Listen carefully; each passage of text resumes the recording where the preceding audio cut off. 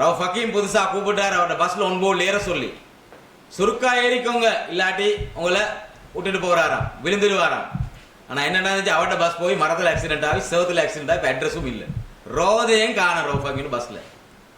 இவ்வளவு காலம் முஸ்லீம்களை வச்சு உரிச்சு உரிச்சு திண்டாரு, என்னத்தை உரிச்சு திண்டாருன்னு அவர்கிட்ட தான் கேட்கணும். அந்த தைரியம் இல்லை. ரவுஃப் ஹக்கீமை கண்டா நாளுக்கு மடியிரு வணங்குற. ஏன்? அவர் ஒரு சாதாரண சர்வசாதாரண மனுஷன். எங்கிட்ட ஓட்டு எடுக்கிறாரு, எடுத்து என்ன செய்யறாரு, அவரு டீல் பேசுறாரு, அவரு பணக்காரன் ஆகிறாரு, அவரு கொழும்பு இருக்கிறாரு. மக்கள் பிரச்சனை எப்பயாவது மக்கள் பிரச்சனைக்கு ஒரு சொல்யூஷன் தந்திக்கிறாரா? இல்ல. அவர் எப்பயும் பவர் அளிப்பாரு. இப்பயும் என்ன முதலாவது நேத்து பிரச்சனை சொல்றாரு, அனுரகுமார ஜனாதிபதி நாங்க அவரு கூப்பிட்டா நாங்க யோசிச்சு பாக்குறோம் சேர்ந்து அவரோட.